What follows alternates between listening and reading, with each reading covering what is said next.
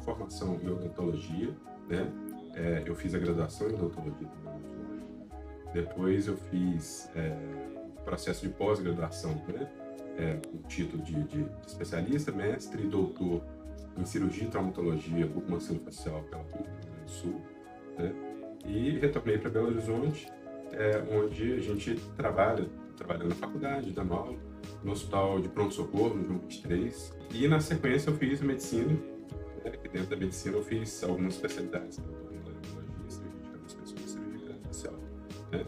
E uma das áreas de atuação, igual eu comentei, né, dentro da odontologia, no hospital de trauma do João 23, onde a gente atende os casos de traumas gerais, e o cirurgião dentista ele tem uma área de atuação grande, o cirurgião bucomaxilofacial, né?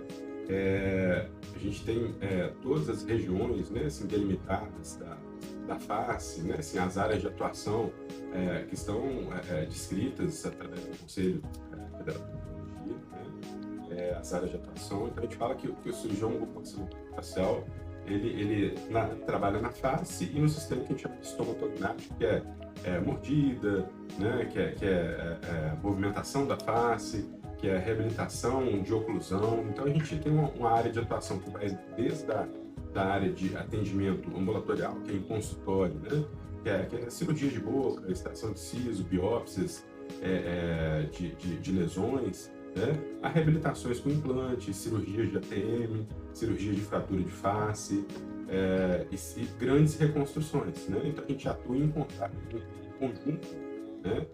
Um hospital, igual eu falei, assim, trauma de face, a gente atua em conjunto com a equipe médica hospitalar que está lá, né?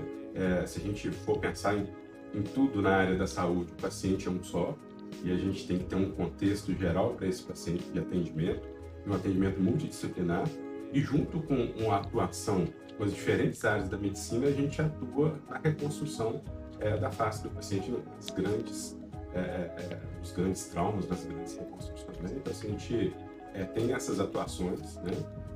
As malformações congênitas, o cirurgião bucomaxilo atende também, né? Por exemplo, fissuras labiopalatinas também são atendimentos que são multidisciplinares, de acordo com a época de nascimento do paciente. Vai atender o cirurgião plástico, otorrino, fonoaudiologista, cirurgião dentista, dentre vários outros colegas da área de saúde também, né? Reconstruções, né? Assim, teve um tumor, né? Por exemplo, os tumores benignos, né, são acessíveis ao cirurgião bucomaxilofacial. Os tumores malignos são realizados pelo colega médico, geralmente da cirurgia de cabeça e pescoço, né? Mas a reconstrução em conjunto, o cirurgião bucomaxilofacial geralmente faz a parte de reconstrução, por exemplo, de uma mandíbula, de uma maxila, inclusive pensando também numa reabilitação com implantes, com o dente futuramente, para esse paciente estar inserido de novo na parte mastigatória, na parte social, né? Assim, existe uma área da odontologia que é muito bonita também, que é a área de prótese bucomaxilofacial, tá? Então, às vezes, o paciente que teve alguma deformidade por trauma, alguma deformidade por tumor, né? Existe o colega, né, que pode ser o cirurgião bucomaxilofacial, mas tem o especialista em prótese bucomaxilofacial, e ele reconstrói o rosto do paciente através de prótese, né? Uma ausência de um olho, de um nariz, né? E é um trabalho muito bonito também, que também é pouco reconhecido, na verdade, não é nem reconhecido, mas é pouco conhecido, e é um trabalho que traz o paciente de volta para a sociedade.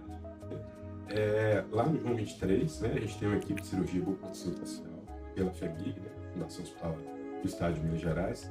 Atualmente, o nosso coordenador é o Dr. Gustavo Rezende Libani. Também está lá o Dr. Vasco Araújo, que foi o nosso antecessor, coordenador antecessor, né, que trabalha lá com a gente também. E a gente tem um serviço também de formação de profissionais, né, que é a residência em cirurgia e traumatologia bucomaxilofacial. O coordenador da residência, Dr. Márcio Bruno Amaral, e eu sou o co-coordenador, né? A gente atende todos os traumas, desde os simples aos mais complexos, que vão direcionados para lá, de grande parte do estado de Minas Gerais, né? E a gente atende todas as formas de trauma facial que chegam lá. né? Desde um trauma por queda, agressão física, acidente automobilístico, né? Enfim, várias etiologias.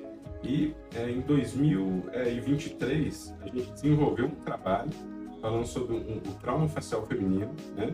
Foi um trabalho de conclusão de curso da doutora Estela, que foi nossa residente hoje, se não me engano, bucomaxilofacial, que a gente pegou uma estatística. Logicamente que quando a gente pesquisa os bancos de dados, às vezes a gente pode ter alguns números que não foram inseridos, né, por falta de dados, por exemplo, mas foi uma estatística de 10 anos. Então a gente pegou no período de 2011 a 2021 os traumas de face femininos. A gente teve uma população de mais de 4.500 mulheres nesse trabalho, sendo que a agressão física foi a terceira maior etiologia do trauma feminino. Tá? A primeira foram quedas, o segundo foram acidentes automobilísticos, motociclísticos, e o terceiro foi agressão física relatada, porque a gente também tem o que é relatado para nós. Muitas vezes a agressão física feminina, ela, por um medo da paciente, o próprio agressor está levando a paciente para poder fazer a consulta, por vergonha, né? Acaba não relatando como sendo agressão física.